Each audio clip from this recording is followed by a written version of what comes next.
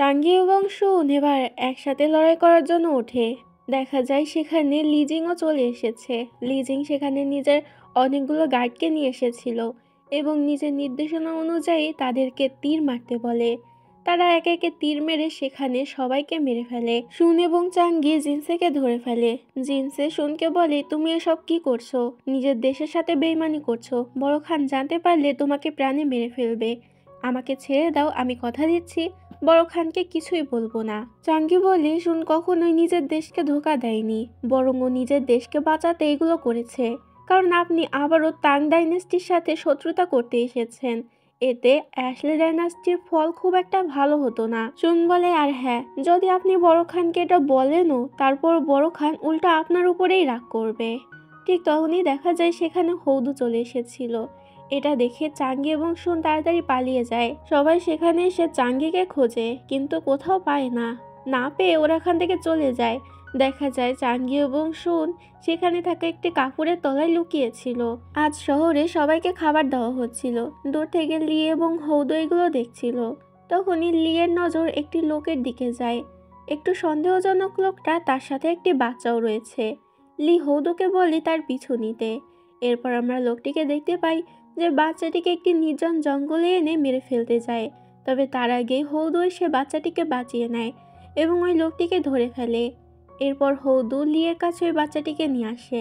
লি বাচ্চাটিকে সুস্থ দেখে অনেকটা খুশি হয়। চাঙ্গি যেহেতু অনেকটা আহত ছিল, তাই শুন এখানে ওকে মেডিসিন খাওয়াচ্ছিল।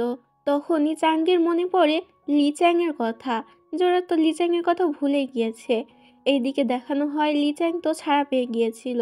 সেখানে লি, হৌদু এবং সুইও এসেছিল।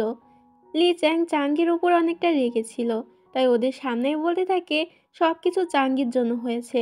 ওই এখানে আমাকে বন্দি করে রেখে গিয়েছিল এবং আমাকে একটু মজাও করতে দেয়নি। আমি হৌদুর বাবার কাছে ওর নামে নালিশ করব। এটা শুনে লি তো ওর উপরেই রেগে যায় এবং বলে, তুই হচ্ছিস এখানকার ক্রাউন প্রিন্স, আর তুই সবসময় মজা মস্তি করার কথা ভাবিস। এবং বাকি রইল চাঙ্গির কথা। চাঙ্গি তোর বড় বোন হয়, ওর ব্যাপারে যদি আর একটাও কথা বলিস কারো কাছে, তাহলে তোকে আমি দেখে নেব। এবার লি চ্যাং অনেকটা ভয় পেয়ে যায় এবং বলে, আচ্ছা আমি কাউকে বলবো না।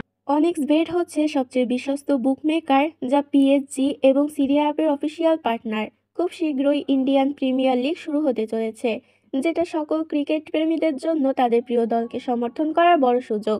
যেখানে আপনি cricket, football, tennis live match দেখতে এবং তাদের স্কোর ভবিষ্যৎবাণী করে সহজে অর্থ উপার্জন করতে পারবেন।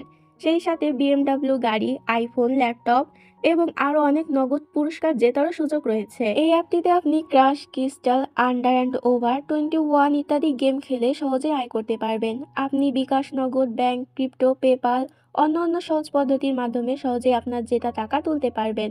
এখানে আপনি 24 ঘন্টা 7 দিন গ্রাহক সহায়তা পাবেন। তাই এখনই আমার পিন কমেন্টের লিঙ্ক ব্যবহার করে রেজিস্ট্রেশন করুন, অথবা গুগলে অনেক্স বেট সার্চ করে রেজিস্ট্রেশন করুন। আর হ্যাঁ, রেজিস্ট্রেশনের সময় আমার প্রোমো কোড জুহি7 ব্যবহার করে প্রথম ডিপোজিটে 20,000 টাকা পর্যন্ত পান না। এরপর আমরা একটি ছোট্ট বাচ্চা ছেলেকে দেখতে পাই, যে ঈগল বিভাগের সামনে এসে অনেক আহত হয়ে পড়েছিল। সকালবেলা মিন যখন কাজ করছিল, তখন বাচ্চাটিকে দেখতে পায় এবং নিজের রুমে নিয়ে আসে। যখন ওই ছেলেটির জ্ঞান ফেরে, ছেলেটি বলতে থাকে, এখানে আপনাকে ম্যাডাম যে কাজটি করতে পাঠিয়েছে, সেই কাজটিকে আপনি ভুলে গিয়েছেন। মনে রাখবেন, ম্যাডাম কিন্তু আপনাকে ছাড়বে না। এটা শুনে মিন তো অনেক ভয় পেয়ে যায় এবং বলতে থাকে, তোমাকে কে পাঠিয়েছে এখানে? তুমি এক্ষুনি এখান থেকে বেরিয়ে যাও। বাচ্চা ছেলেটি কান্না করতে থাকে আর বলতে থাকে, আমাকে এখান থেকে প্লিজ বের করবেন না, আমি আপনার সাথেই থাকবো। সে এখানে পাঠিয়েছে আমাকে আপনার সাথে থাকার জন্য। যদি আপনি আমাকে এখান থেকে বের করে দেন, তাহলে সে আমাকে মেরে ফেলবে। এবার মিন অনেকটা চিন্তায় পড়ে যায়। এটা কেন, সেটা আমরা পরে গিয়ে জানতে পারবো। তখনই সেখানে আবার মুজিন চলে আসে। মুজিন বলে, তোমাকে আজ একটি জায়গায় নিয়ে যাব। মিন যেতে না চাইলেও মুজিন ওকে জোর করে নিয়ে যায়।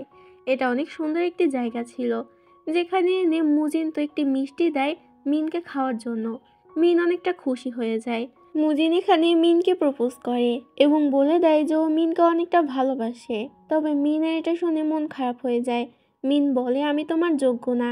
এটা বলে মিষ্টিটি ফেরত দিয়ে চলে যেতে যায়, কিন্তু তখনই মুজিন ওকে আটকায় এবং মিষ্টিটি আবারও দিয়ে বলে, তুমি আমার যোগ্য না এমনটা না, আমিই তোমার যোগ্য না।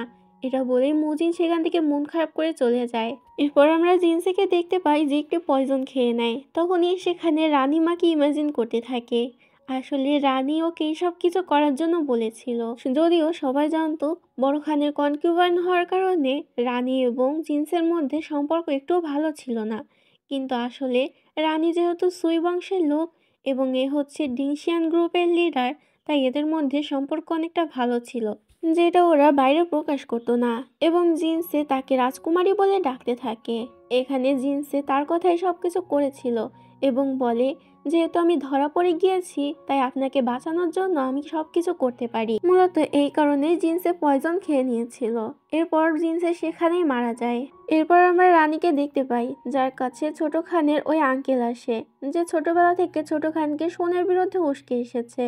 মূলত রানীর কথাই সেগুলো করতো। আর এখান থেকে আমরা এটাও জানতে পারি আইয়ারকে ফাঁসিয়েছিল রানী নিজেই, কেননা সে চাইছিল ছোট খানের হাতে সোনকে মারাবে।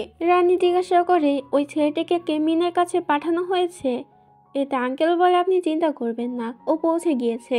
এরপর আমরা চাঙ্গি এবং সুনকে দেখতে পাই, যারা বলতে থাকে এখন তোরা এখানে থাকতে পারবে না, তাই ওদেরকে তাড়াতাড়ি আবারও ঈগল বিভাগে ফেরত যেতে হবে। তবে ওরা নিজেদের সাথে সবাইকে নিয়ে যাবে, যেমন মন্ত্রী সাহেব, সুয়াং এবং শিবা। রাস্তায় যখন ওরা যাচ্ছিল তখন সেখানে লিচিং আসে সুনের সাথে শেষবারের মতো দেখা করার জন্য। লিচিং এখানে চাঙ্গিকে দেখে বলে, বা তোমার প্রেমিকা তো অনেক বেশি সুন্দর, তোমার চয়েস আছে বলতে হবে। এখানে লিচিং এর কথা থেকে বোঝা যাচ্ছিল ও অলরেডি জেনে গিয়েছে সুন অ্যাশলে গ্রুপের একজন লোক। সুনো এটা বুঝতে পেরে একটু অবাক হয়। লিচিং বলে, যদিও আমার কাছে তেমন কোনো উপহার নেই দেওয়ার মতো, তারপর আমি তোমাকে কিছু কথা বলতে চাই। যুদ্ধের ময়দানে সবসময় সেই যেতে যে দয়ালু হয়। সুন বলে, আপনার বলা এই কথা আমার সবসময় মনে থাকবে। যদি যুদ্ধের ময়দানে কখনো আমরা মুখোমুখি হই তাহলে অবশ্যই আমি আপনার বলা এই কথাটা মাথায় রাখবো। এদিকে লি তো হৌদুকে অনেকটা ইগনোর করছিল, হৌদুর সাথে কোনো কথাই বলছিল না, যেটা দেখে সুইও লিয়ের কাছে আসে এবং বলে, হৌদুর সাথে এটা করা তোমার একদমই উচিত হচ্ছে না, কেননা হৌদু চাঙ্গিকে ওখান থেকে পালানোর জন্য সাহায্য করেছিল। চাঙ্গি ওখান থেকে কোনোভাবেই পালাতে পারতো না, কেননা গার্ডরা ওখানে চারপাশটা পাহারা দিচ্ছিল। শুধুমাত্র হৌদু ওই গার্ডদেরকে ওখান থেকে সরিয়ে দিয়েছে যাতে চাঙ্গি ওখান থেকে পালাতে পারে। এটা আমি নিজের চোখে দেখেছি। লি এটা শুনে অনেকটা অবাক হয়ে যায়। এরপর আমাদেরকে ঈগল বিভাগের সিন দেখানো হয়, যেখানে সবাই তো মহামারীতে ভুগছিল, এমনকি অনেকে মারা গিয়েছিল।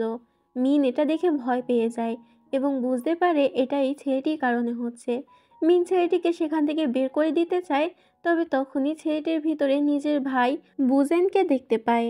এতে মিন আর ওকে বের করতে পারে না। মিন যখন সেখান থেকে ওষুধ আনার জন্য বের হয় তখনই সেখানে একজন চলে আসে এবং ওই বাচ্চাটিকে দেখে ফেলে। মুহূর্তের মধ্যে সেখানে ঈগল বিভাগের সবাই চলে আসে। এখানে ওদের যে গুরু ছিল সে বলতে থাকে, এই মেয়েটি এই ছেলেটিকে এখানে নিয়ে এসেছে এবং আমাদের বিভাগের উপরে অভিশাপ এসেছে, কারণ এই ছেলেটির উপরে অভিশাপ রয়েছে। না হলে তোমরা সবাই দেখো, এই মেয়েটি ছেলেটির সাথে এতক্ষণ ধরে রয়েছে কিন্তু ওর কিছুই হয়নি। এই মেয়েটিকেই মেরে ফেলতে হবে, তাহলে আমাদের বিভাগের উপর থেকে অভিশাপও কেটে যাবে। ততক্ষণে সেখানে মুজিন চলে আসে। মুজিন সবাইকে বোঝানোর চেষ্টা করে, তবে কেউই মানে না। ওরা সবাই মিলে মিনকে একটি পিলারের সাথে বেঁধে দেয় এবং মিনকে পুড়িয়ে মারার জন্য তৈরি হতে থাকে, তবে মুজিন কিছুতেই সামনে থেকে সরবে না, যেটা দেখে একজন ক্ষিপ্ত মহিলা আগুন মিনের দিকে ছুঁড়ে মারে। তবে সময় মতো সেখানে সুন আসে এবং মিনকে বাঁচিয়ে নেয়। সুন সেখানে এসে বলে, তোমরা এসব কি করছো? কোনো প্রমাণ ছাড়া কাউকে মারা একদম উচিত না, আর এসব কুসংস্কার। এবার সবাই এটা মেনে নেয়, কারণ সুন যেহেতু বলছে তাহলে এদেরকে মানতেই হবে। এটা ভেবে সবাই সেখান থেকে চলে যায়। চাঙ্গি সেখানে এসে মিনকে জড়িয়ে ধরে। এরপর মিন ছেলেটিকে চাঙ্গিকে দেখায়। চাঙ্গি জিজ্ঞাসা করে, তুমি কি ওর বিষয়ে কিছু জানো? মিন এটা শুনে ভয় পেয়ে যায়। মিন চাঙ্গিকে কিছু একটা বলতে চায়, তবে বলতে পারে না। চাঙ্গি সেখান থেকে চলে যায়। আমরা বাইরে একটি মহিলাকে রেগে দাঁড়িয়ে থাকতে দেখি। আসলে এই মহিলাটির ছেলে মহামারীতে মারা গিয়েছে, যার কারণে সে মিনের উপর অনেকটা রেগেছিল। চাঙ্গি সেখান থেকে বেরিয়ে যেতে মহিলাটি ভিতরে ঢুকে পড়ে এবং একটি দা নিয়ে এসে মিনকে মারার জন্য যেতে থাকে। তবে তখনই সেখানে মুজিন আসে। মিনকে বাঁচাতে গিয়ে মুজিন তো নিজের গায়ে ওই কোপটি নিয়ে নেয়, যার কারণে সেখানে অজ্ঞান হয়ে যায়। এতে মিন তো অনেক বেশি কান্না করতে থাকে। সকালবেলা দেখানো হয় মুজিনেরও তো ওই রোগ হয়ে গিয়েছিল, যার কারণে মিন নিজেকেই দোষারোপ করতে থাকে। তখনই চাঙ্গি বাইরে থেকে ঘন্টার আওয়াজ শুনতে পায়। এতে ওরা বাইরে গিয়ে দেখতে পায় মন্ত্রী সাহেব সেখানে সিতু এবং মাস্টারকে নিয়ে এসেছে। আসলে তারা জানতে পেরেছে এই রোগীর বিষয়ে। এমনকি তারা ইউয়ান, শিওয়া এবং সুয়ানকে বাইরে থুয়ে এসেছে, যাতে ওদের কোনো বিপদ না হয়। তবে এই রোগে অ্যান্টিডোট বানানোর জন্য তাদের কিছু জড়িবুটির দরকার হবে। এই কারণে মাস্টার জড়িবুটির নাম লিখে সেটা শুনের কাছে দেয়। শুন বলে, এর মধ্যে সবগুলোই তো আমাদের কাছে আছে, শুধুমাত্র একটি বাদে। মাস্টার বলে, যদি সবাইকে বাঁচাতে হয় তাহলে এই জড়িবুটিটা অবশ্যই প্রয়োজন। এমন একটা জড়িবুটিও নেই যেটা বাদ দেওয়া যাবে। মিন বলে, ছোটবেলায় আমার বাবা আমাকে এই জড়িবুটি খাওয়াতো, যার কারণে হয়তো আমি এই রোগে আক্রান্ত হইনি। মাস্টার বলে, হ্যাঁ তুমি একদম ঠিক ধরেছ। শুন বলে, ক্যাপিটালে বড় খানের কাছে হয়তো আমরা এই জড়িবুটি পেতে পারি। শুন যেতে যাবে কিন্তু চাঙ্গি ওকে আটকায় এবং বলে, এখান থেকে গেলে হয়তো মিনের বিপদ হতে পারে, কেননা মিনের উপরে এখন অনেকেই রেগে রয়েছে। তুমি চলে গেলে আরও বেশি মুশকিল হয়ে যাবে। যেটাতে তখন সেখানে ইয়ারও এগিয়ে আসে এবং বলে, আমি যাচ্ছি। শুন এবার রাজি হয়ে যায় এবং ইয়ারও সেখান থেকে চলে যায় ওই জড়িবুটিতে আনার জন্য। ইয়ারও যখন সেখানে জড়িবুটিটি নেওয়ার জন্য পৌঁছায়, তখন পিছন থেকে আঙ্কেল মিং ওকে মেরে ফেলে এবং সেখানে রানী বেরিয়ে আসে। আসলে রানীর কথাই আঙ্কেল মিং ওকে মেরে ফেলেছিল। এরপর রানী মেডিসিন নিয়ে বড় খানের কাছে যায়, যেখানে বড় খান শুনকে নিয়ে অনেকটা চিন্তা করছিল যে শুন একবারও তার সাথে দেখা করতে আসলো না। রানী বলে, হয়তো সে আর আসবে না, সে আপনার লাগাম ছাড়া হয়ে গিয়েছে। এটাতে বড় খান রেগে যায়। রানী বলে, আপনি ওষুধটি খেয়ে নিন। এক প্রকার জোর করে সে বড় খানকে ওষুধটি খাইয়ে দেয়। খাওয়ার সাথে সাথে বড় খান তো সেখানে অজ্ঞান হয়ে যায়। এরপর রানীমা বড় খানের পাশ থেকে শিলমোহরটি নিয়ে নেয় এবং সেটা আঙ্কেল মিংকে দিয়ে বলে, যাও তাড়াতাড়ি শুনকে বলো ইয়ারোকে আমরা বন্দি করেছি, কেননা সে বড় খানের সাথে খারাপ আচরণ করেছে। এরা একদমই বলার দরকার নেই যে ইয়ারও মরে গিয়েছে, তাহলে শুন নিশ্চয়ই এখানে আসবে, তখন আমাদের সকল কিছু ধরা পড়ে যাবে। এবং এখানে আমরা রানীর কথা থেকে এটা জানতে পারি সে শুনকে মারতে চায়, কেননা ছোট খানকে সেখানকার রাজা বানাতে চায়।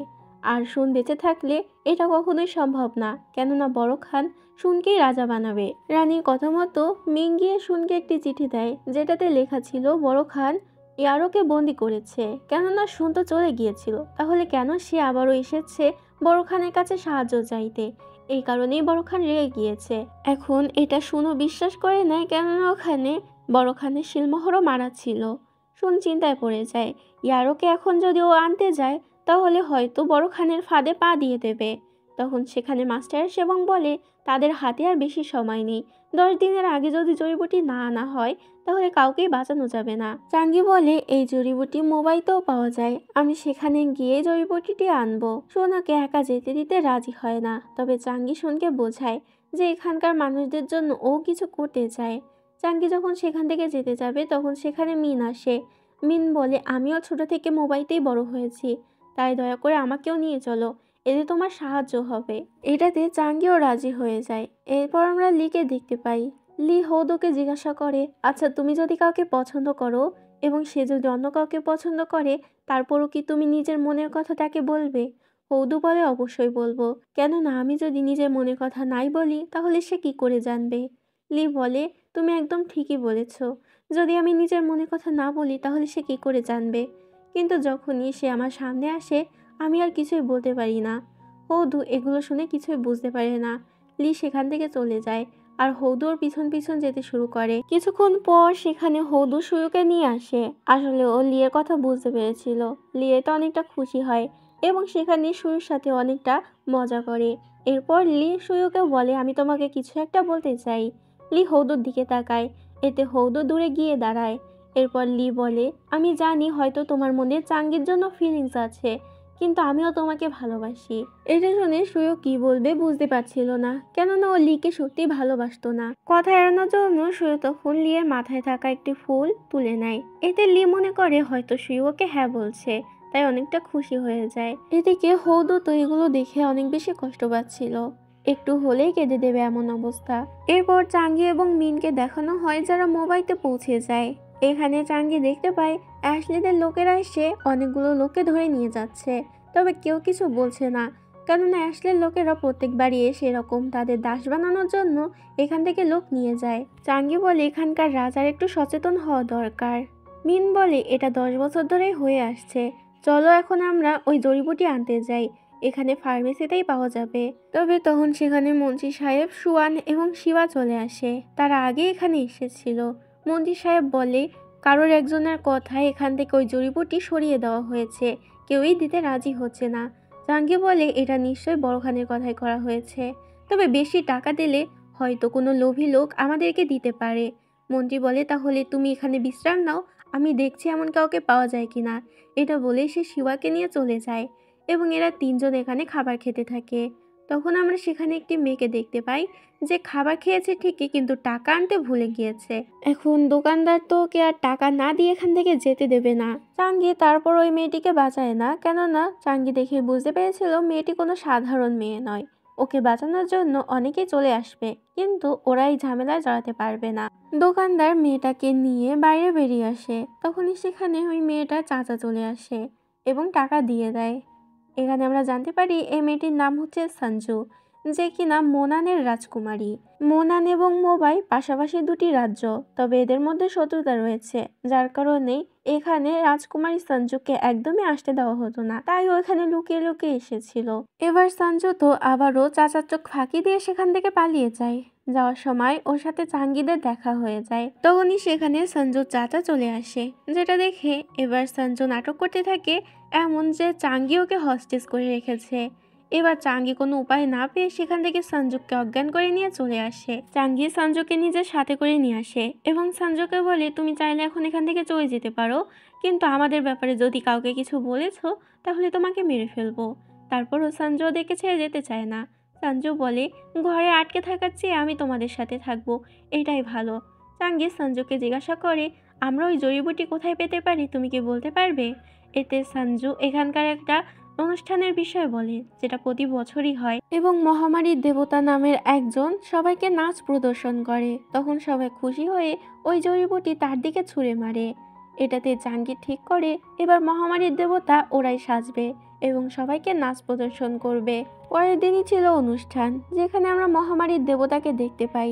এখানে সে নিজের টিম নিয়ে সবাইকে নাচ প্রদর্শন করছিল। তখনই সেখানে চাঙ্গির টিম চলে আসে এবং তারা মহামারীর দেবতা সেজে সেখানেই নাচ প্রদর্শন করতে থাকে।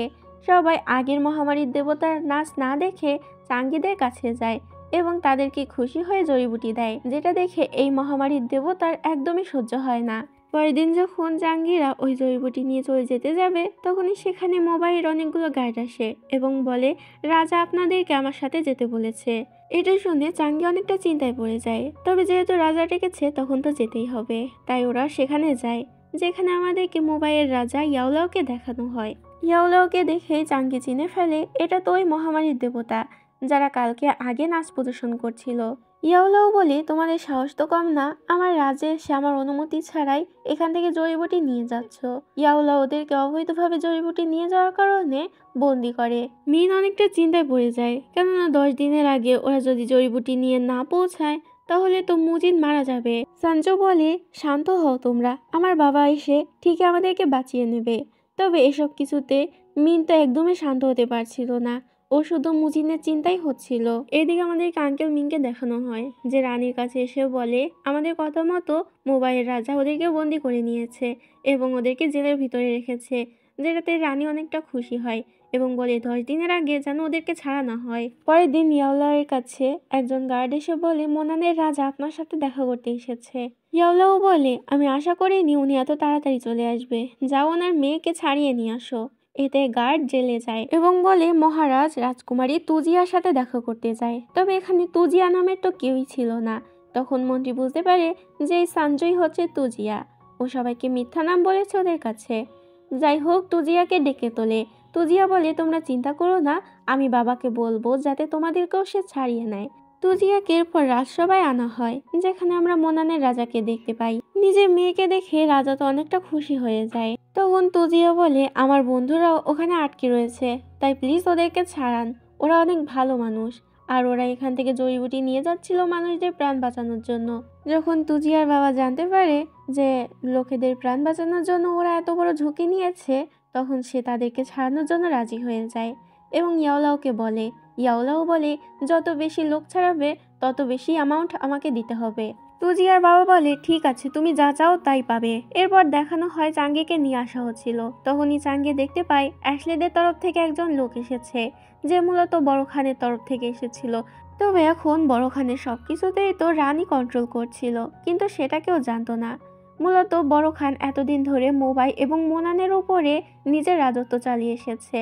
এখানে ওই লোকটি বলে, বড় খান মোবাই এবং মোনান দুই রাজ্যকে আদেশ দিয়েছে, আমাদের ওখানে একটা অনুষ্ঠান রাখা হয়েছে, সেখানের জন্য এই দুই রাজ্যেরই যতগুলো মহিলা রয়েছে বা মেয়ে রয়েছে তাদেরকে নিয়ে যেতে হবে।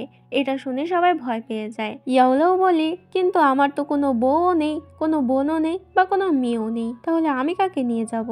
এতে ওই লোকটি বলে, আমি শুনেছি আপনার মা রয়েছে, তাকে নিয়ে যাবেন। এরপর লোকটি সেখান থেকে যেতে যায়। তখনই চাঙ্গিকে দেখতে পায়। চাঙ্গিকে দেখে সে চিনে ফেলে এবং তাড়াতাড়ি দৌড়ে যেতে শুরু করে। চাঙ্গি এটা বুঝতে পারে, তাই তাড়াতাড়ি রাজসভায় চলে আসে।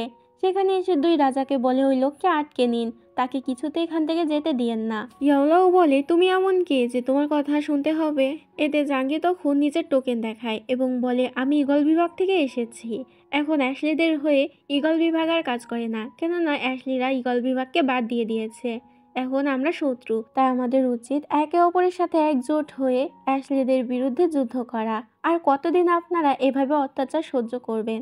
অবাক করে দেয় ইয়াওলাও চাঙ্গির কথায় রাজি হয়ে যায় এবং ওই লোকটিকে ওখান থেকে যেতে দেয় না আর ওকে মেরে ফেলে। চাঙ্গি বলে, আপনি ওকে কেন মেরে ফেললেন? আমি ওকে শুধু আটকাতে বলেছি, এখন যদি বড় খানিটা জানতে পারে তখন অনেক বেশি রেগে যাবে। ইয়াওলাও বলে, সেটা তো আমি জানি না, তুমি ওকে আটকাতে বলেছো, কিন্তু মারতে তো বলনি, তাই আমি মেরে ফেলেছি। তবে তুজিয়ার বাবা তো এই যুদ্ধে কিছুতেই অংশগ্রহণ করবে না। একে তো বড় খানের সাথে পাঙ্গা নিয়ে ওরা যদি হেরে যায় তাহলে তো বাঁচার কোনো সম্ভাবনা নেই, তার উপরে মোবাইয়ের সাথে আবার ওদের শত্রুতা রয়েছে। চাঙ্গি বলে, এরকম ভিতুর মতো বসে না থেকে আপনাদের লড়াই করা উচিত। আর রইল আপনাদের মধ্যে শত্রুতার বিষয়, যদি মোবাইয়ের রাজা আপনাকে আপনার পাওনা জমিগুলো ফেরত দিয়ে দেয় তাহলে হয়তো আপনারা এক হয়ে যুদ্ধ করতে পারবেন। ইয়াওলাও বলে, তোমাকে কে বললো আমি কোনো জমি ফেরত দিতে পারবো না? চাঙ্গি ইয়াওলাওকে বোঝায় যে এখন শত্রুতা করার সময় নয়, এখন ওদেরকে একজোট হতে হবে, না হলে সবাই তো মারা যাবে। যেটাতে ইয়াওলাও এবার রাজি হয়ে যায় জমি ফেরত দেওয়ার জন্য। তাই মোনানের রাজা ওর সাথে বন্ধুত্ব করতেও রাজি হয়ে যায়। মোবাইল রয়েছে 25,000 এবং মোনানের রয়েছে 20,000। চাঙ্গে বলে, তাহলে আমাদের ঈগল বিভাগের সৈন্য মিলে 50,000 সৈন্য তো অবশ্যই হবে, তখন দেখবো অ্যাশলির আমাদের সাথে কি করে পারে। এরপর দেখানো হয় রানীমা যখন এই খবর জানতে পারে তখন অনেকটা রেগে যায় এবং বলে, এবার আমাকে মিনকে শিকার বানাতে হবে, যাও ওর কাছে খবর পাঠাও। এরপর আমরা মুজিনকে দেখতে পাই, যার অবস্থা অনেক বেশি খারাপ হয়ে গিয়েছিল। যদি আজ রাতের মধ্যে ওর জ্বর না কমানো যায় তাহলে হয়তো মুজিন মারা যাবে। যেটাতে এবার মুজিনকে পানিতে চুবিয়ে রাখে যাতে ওর জ্বর একটু কমে। মুজিনের জ্বর কমে যায় এবং ওর জ্ঞান ফিরে আসে। মুজিন বলে, যদি আমি মারা যাই তাহলে মিনকে তুমি দেখে রেখো। শুন বলে, তুমি এসব কি বলছো? মিনকে তোমার থেকে ভালো আর কেউই দেখে রাখতে পারবে না, তাই মিনের জন্য হলেও তোমাকে বেঁচে থাকতে হবে। এদিকে দেখানো হয় এরা অর্ধেক পথ চলে আসে জড়িবুটি নিয়ে, তবে ওদের সাথে চাঙ্গি আসেনি। চাঙ্গি মোবাইলে ছিল। সবার ঘোড়া অনেকটা ক্লান্ত হয়ে গিয়েছিল, যার কারণে ওরা ঠিক করে এখানে বিশ্রাম নেবে, নাইলে ঘোড়াগুলো আর বেশি দূর গেলে সেখানেই মারা যেত। মিন তখন কাঠ আনতে যায় আগুন ধরানোর জন্য। তখনই ওর কাছে একটি তীর আসে, যেটা একটি চিঠি ছিল। চিঠি পড়ে মিন বুঝতে পারে এটা রানীর তরফ থেকে এসেছে। চিঠিতে লেখা ছিল, যদি এখন তুমি ওই জড়িবুটিগুলো আগুন দিয়ে জ্বালিয়ে না ফেলো তাহলে তোমার ভাই বুজেনকে আমি মেরে ফেলবো। আসলে মিনের একটি ভাই আছে যার নাম বুজেন, তো ওই বুজেনকে রানী আটকে রেখেছে এবং তাকে দিয়ে মিনকে ব্ল্যাকমেল করাচ্ছে। মিন অনেকটা ভয় পেয়ে যায়, কি করবে বুঝতে পারছিল না। ঠিক তার মধ্যেই সেখানে অনেকগুলো কালো মুখোশ পরা লোক আক্রমণ করে দেয়। মন্ত্রী সাহেব বলে, তোমরা জড়িবুটি নিয়ে ফেরত যাও, আমি এদেরকে দেখে নিচ্ছি। মন্ত্রী সাহেবের সাথে কিছু গার্ডরাও ছিল, তারা সবাই মিলে ওদের সাথে লড়াই করছিল। এবার শিওয়াও নেমে পড়ে লড়াই করতে, যার কারণে সুয়াং এবং মিনি যেতে থাকে। তবে সুয়ান মিনের কাছে জড়িবুটি দিয়ে বলে, তুমি তাড়াতাড়ি এখান থেকে চলে যাও, মন্ত্রী সাহেব এবং শিওয়াকে একা ফেলে আমি যেতে পারবো না। এটা বলেই সুয়ান সেখান থেকে চলে যায়। মিন কি করবে বুঝতে না পেরে সেখান থেকে তাড়াতাড়ি জড়িবুটি নিয়ে যেতে শুরু করে।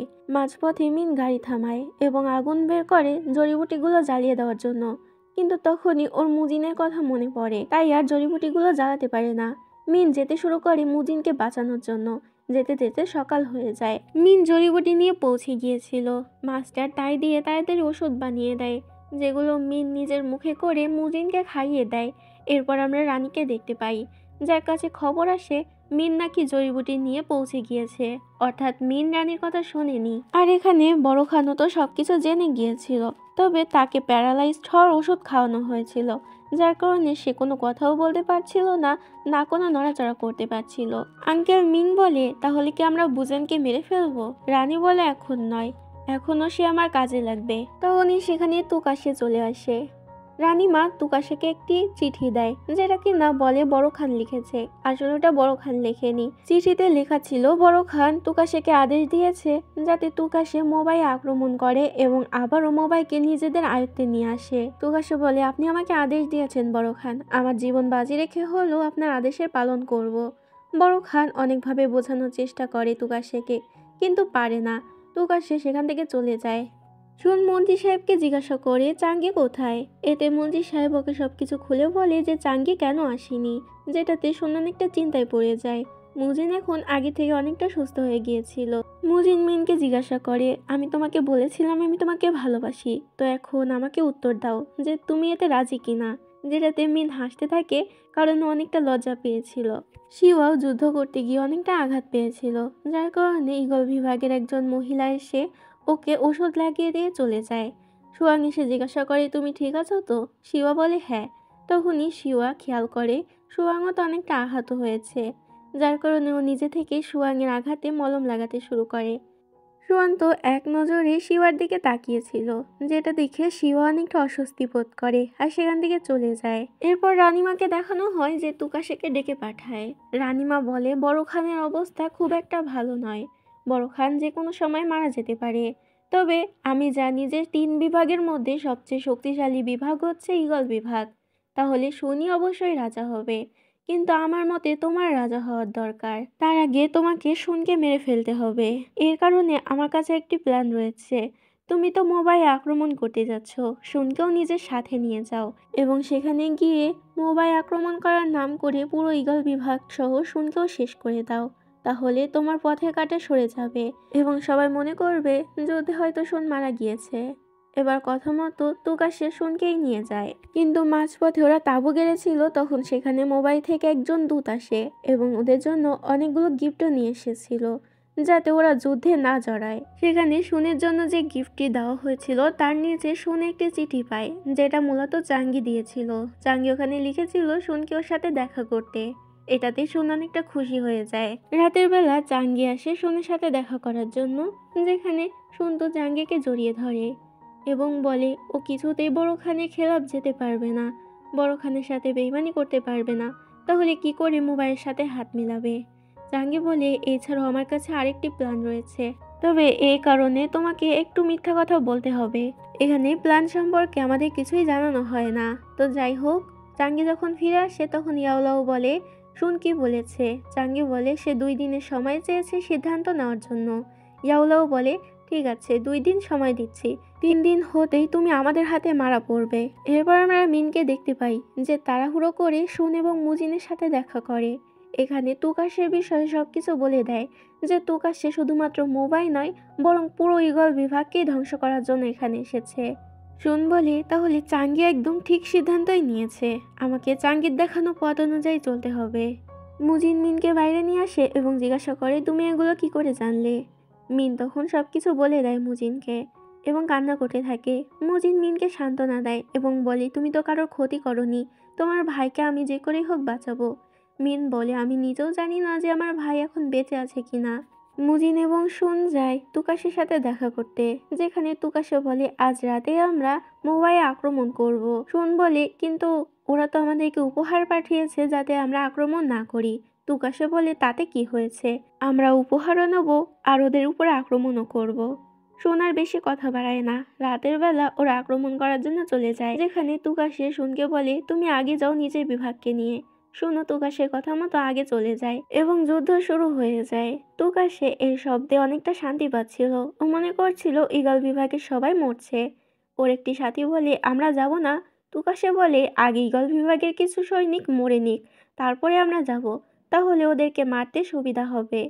কিছুক্ষণ পর তুকাশে যুদ্ধের জন্য নেমে পড়ে, তবে সেখানে তো ঈগল বিভাগই ছিল না, সেখানে শুধু ছিল মোবাই এবং মোনায়নের সৈন্যরা। আসলে শুনরা সে সময় যুদ্ধে নামেনি, বরং ওখান থেকে অন্য জায়গায় চলে গিয়েছে।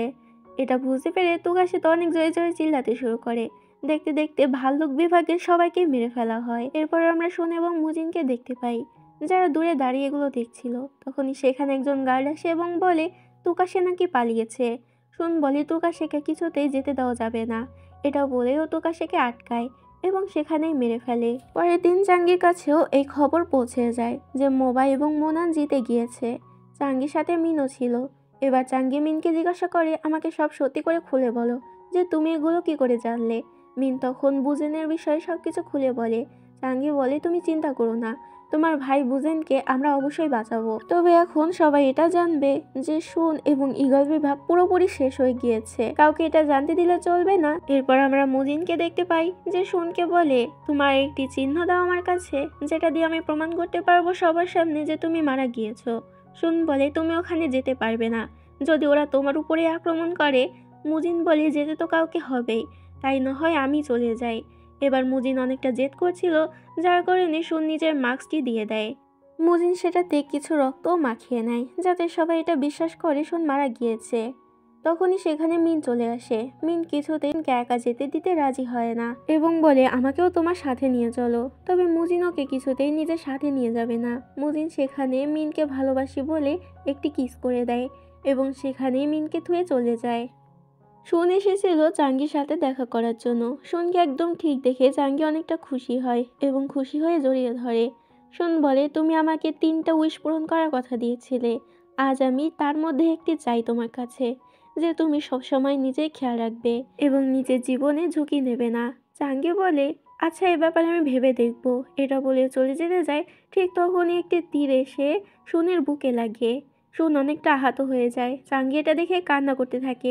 মুজিন ক্যাপিটালে পৌঁছে যায় এবং সবাইকে শুনে মৃত্যুর খবর দেয়। তার সাথে বলে ভাল্লুক বিভাগও শেষ হয়ে গিয়েছে। এটা শুনে ছোট খান অনেক রেগে যায় এবং বলে শুনের মৃত্যুর প্রতিশোধ আমি নিয়েই ছাড়বো।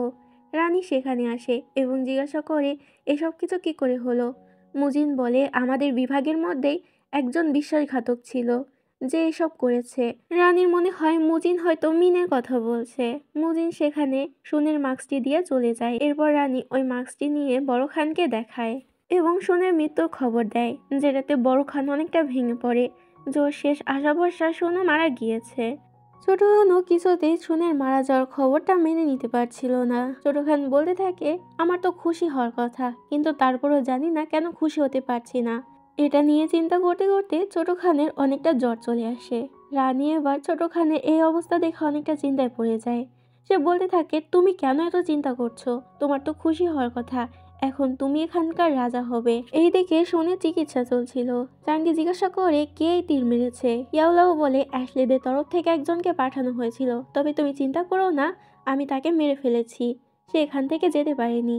এরপর চাঙ্গি শুনের কাছে যায় এবং ওর হাত ধরে কান্না করতে থাকে। ও শুনকে বলে তুমি তাড়াতাড়ি সুস্থ হয়ে যাও, আমি কথা দিচ্ছি তোমাকে ছেড়ে কোথাও যাব না।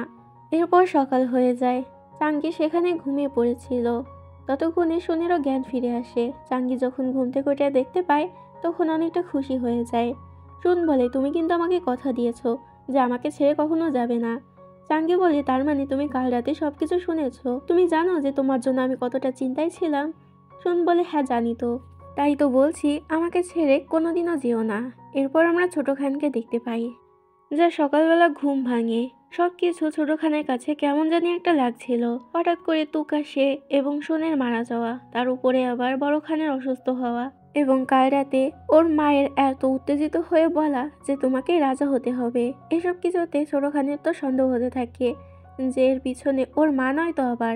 এরপর দেখানো হয় এরা সবাই মিটিং করছিল। সবাই তো মনে করছিল যে বড় খান এগুলো করাচ্ছে। শুনের কাছে একটি চিঠি আসে যেখানে লেখা ছিল ইয়ারোকে অনেক আগেই মেরে ফেলা হয়েছে আর বড় খান অনেকটা অসুস্থ। তার মানে বড় খান যেহেতু অসুস্থ, তাই সেহেতু সেগুলো পারবে না একা করতে।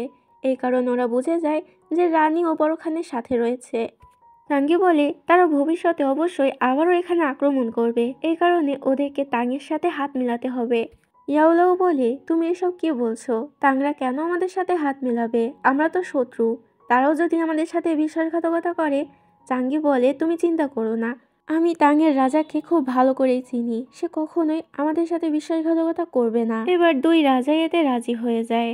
যাই হোক, তাঙের কাছে চিঠি পাঠানো হয়েছিল, যেখানে তাঙের তরফ থেকে সুইও আসে একটি চিঠি নিয়ে।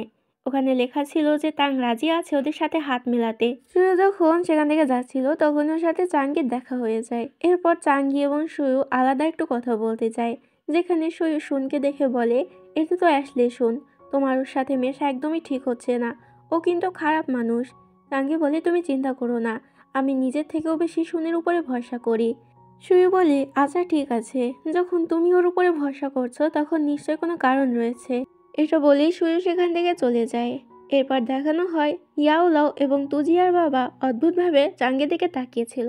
চাঙ্গি বুঝতে পারে। চাঙ্গি বলে আমি জানি আপনাদের মনে অনেক প্রশ্ন ঘুরপাক খাচ্ছে যে আমি কেন সুইয়ের সাথে এতক্ষণ ধরে কথা বলছিলাম। আসলে আমিও আগে তাঙে থাকতাম, কিন্তু সেখানকার রাজা আমার পুরো পরিবারকে মেরে ফেলেছিল। তবে তাতে কি হয়েছে, যেহেতু তাং আমার জন্মভূমি, তাই আমাকে সবকিছু মেনে নিতে হবে। এমনকি আমি সেখানে সাধারণ মানুষকে অনেক ভালোবাসি। আমি চাই না কারোর মধ্যে আর যুদ্ধ থাকুক, সবাই শান্তিতে থাকুক, এটাই চাই। ইয়াওলাও এটা শুনে অনেকটা ইমপ্রেস হয়। ইয়াওলাও বলে তো আমাদের তরফ থেকে তাঙে কে যাবে চিঠি নিয়ে? চাঙ্গি বলে যদি আপনাদের কোনো সমস্যা না থাকে তাহলে আমি যেতে চাই, মোবাইয়ের রাজকুমারী সেজে, অর্থাৎ আপনার বোন। ইয়াওলাও এতে রাজি হয়ে যায়। তবে তখনই সেখানে তুজিয়া আসে। তুজিয়া বলে চাঙ্গি যেহেতু নকল রাজকুমারী সেজে যাবে, সেহেতু আমি কেন যেতে পারবো না, আমি তো আসল রাজকুমারী। তুজিয়ার বাবা এতে কিছুতেই রাজি হতে চাচ্ছিল না, কিন্তু তুজিয়া জেদের কাছে হার মানতে হয়। পরের দিন সবাই তৈরি হয়ে যায় চাঙ্গানে যাওয়ার জন্য। এখানে সবাই একসাথে রওনা দেয়। এরপর আমরা মুজিনকে দেখতে পাই, যে ডিংশিয়ানে এসেছিল বুজেনকে খোঁজার জন্য। আসলে রানী এখানে বড় খান সহ সবাইকে আগে নিয়ে চলে এসেছে। রানী জানতে পারে যে মোবাই এবং মোনান তাং ডাইনাস্টির সাথে হাত মেলাতে চলেছে, তাই রানী ঠিক করে সে আগে গিয়ে তাং ডাইনাস্টির সাথে বন্ধুত্ব করবে। এদিকে চাঙ্গিরা চাঙ্গানে পৌঁছে গিয়েছিল। অনেকদিন পরে চাঙ্গান শহর দেখে চাঙ্গির মায়ের কথা অনেকটা মনে পড়তে থাকে, যেটা দেখে শুন ওকে সান্ত্বনা দেয়। সুই ওদের সবাইকে ওদের থাকার জায়গায় নিয়ে যায়। চাঙ্গি এবং শুন তো প্রথমে সেই জায়গায় যায় যেখানে চাঙ্গির মায়ের মেমোরিয়াল ট্যাবলেট রাখা ছিল। এখানে শুন বলতে থাকে আপনি চিন্তা করবেন না, আপনার মেয়ের আমি সবসময় খেয়াল রাখবো, আমি আপনার মেয়েকে অনেক বেশি ভালোবাসি। চাঙ্গি এটা শুনে লজ্জা পায় এবং বলে তুমি মায়ের সামনে এগুলো কি বলছো? ঠিক তখনই সেখানে লিয়ের বাবা চলে আসে। চাঙ্গিকে এখানে দেখে সে অনেকটা অবাক হয় আর বলে তুমি ঠিক আছো? এটা দেখে আমি অনেক খুশি হয়েছি। তবে চাঙ্গি এখানে তার সাথে রেগেই কথা বলে, কেননা এখনো চাঙ্গির অভিমান একটুও কমেনি। চাঙ্গি বলে আপনি ভুলে যাবেন না যে আমি এখানে প্রতিশোধ নেওয়ার জন্য এসেছি, আপনার প্রতি আমার ঘৃণা একটুও কমবে না। এতে ওর চাচা বলে আমি নিজেও চাই না যে তুমি আমাকে ঘৃণা করা বন্ধ করো, কেননা আমি অনেক বড় পাপ করেছি। এরপর চাঙ্গি সেখান থেকে বেরিয়ে আসলে সুইয়ের বাবা চাঙ্গির সাথে দেখা করে এবং বলে তুমি নিজের চাচাকে ভুল বুঝছো, সে অতটাও খারাপ না যতটা তুমি ভাবছো। চাঙ্গি বলে এটা দিয়ে আপনি কি বোঝাতে যাচ্ছেন? সুইয়ের বাবা বলে আজ আমি তোমাকে একটি পুরনো গল্প বলবো। গল্প বললেও ভুল হবে, কারণ এটা সত্যি ঘটনা। সুইয়ের বাবা বলতে শুরু করে অনেক বছর আগে যখন চাঙ্গির চাচা যুদ্ধে গিয়েছিল, তখন যুদ্ধের ময়দানে একটি মেয়েকে পেয়েছিল। মেয়েটি অনেক বেশি সুন্দর ছিল। প্রথম দেখায় সে ওই মেয়েটির প্রেমে পড়ে যায় এবং তাকে মহলে রেখে আবারও যুদ্ধে চলে যায়। তবে জাহাঙ্গীর চাচা জানতো না যে তার নিজের ভাই ওই মেয়েটির উপরে জোর জবরদস্তি করত, এবং যখন সে ওই যুদ্ধ থেকে ফিরে আসে জানতে পারে তার নিজের ভাইয়ের সন্তানই ওই মেয়েটির গর্ভে রয়েছে। কিছুদিন পরে চাঙ্গির জন্ম হয়, তবে চাঙ্গির বাবা চাঙ্গিকে একদমই পছন্দ করতো না। অন্যদিকে চাঙ্গিও নিজের বাবাকে দেখে কোনোদিনও হাসেনি, উল্টো নিজের চাচাকে দেখে হেসেছে এবং চাচার সাথেই বড় হয়েছে। এগুলো শুনে চাঙ্গি কান্না করতে থাকে এবং বলতে থাকে তাহলে সে আমার মাকে কেন মেরে ফেললো? সুয়ের বাবা বলে অনেক সময় যা চোখে দেখা যায় তা সত্যি নাও হতে পারে। চাঙ্গি এগুলো নিয়ে চিন্তা করছিল, তখন শুনে ওকে সান্ত্বনা দেয় এবং বলে এগুলো নিয়ে বেশি না ভাবতে, শুন সবসময় চাঙ্গির সাথে আছে। এরপর ওরা দুজন একে অপরকে কিস করে আর নিজেদের ভালোবাসার কথা বলে। পরের সিনে দেখানো হয় লি আসে চাঙ্গির সাথে দেখা করতে। লিকে এখানে দেখে চাঙ্গি অনেকটা খুশি হয়। দূর থেকে হৌদু লিয়ের উপরে নজর রাখছিল। সবাইকে একসাথে দেখে হৌদু অনেকটা খুশি হয়। এরপর সবাই একসাথে রাজসভায় চলে আসে, কারণ এখানে ওরা রাজার সাথে কথা বলবে একসাথে হাত মেলানোর জন্য। তবে তখনই সেখানে ছোট খান চলে আসে। মূলত অ্যাশলের তরফ থেকে ছোট খান এবং রানী এসেছে। শুনকে এখানে দেখে ছোট খান অনেকটা রেগে যায় এবং বলে, তার মানে তুমি বেঁচে আছো? তুমি আবারও আমাকে ধোকা দিয়েছো। আমি ভেবেছি তুমি মরে গিয়েছো, যার কারণে আমি তো প্রতিশোধ নেওয়ার কথাও ভেবেছিলাম। শুন বলে, নাটক করা বন্ধ করো। ঠিক তখনই সেখানে রানী চলে আসে। যদিও শুনকে সেখানে দেখে নিয়েছিল, তারপরও বেশি একটা রিয়াক্ট করে না। এরপর আমরা মুজিনকে দেখতে পাই, যে ডিংশিয়ানে ছিল। তখন দুইটি দাসী একে অপরের সাথে কথা বলতে থাকে যে বড় খান নাকি অনেকটা অসুস্থ, সে এমনকি কথাও বলতে পারছে না। ঠিক তখনই সেখানে আঙ্কেল মিং চলে আসে এবং দাসী দুটিকে বলে, আমি তোমাদেরকে নিষেধ করেছিলাম এ বিষয়ে কোনো কথা বলতে। শাস্তিস্বরূপ দাসী দুটির মুখ কেটে দেওয়া হয়। মুজিনের এটা দেখে অনেকটা সন্দেহ হয়। মুজিন বুঝতে পারে যে কিছু না কিছু তো একটা হচ্ছে, যেটা ওরা বুঝতে পারছে না। তখনই মুজিন খেয়াল করে বড় খানকে ওষুধ খাইয়ে একজন দাসী বের হচ্ছে।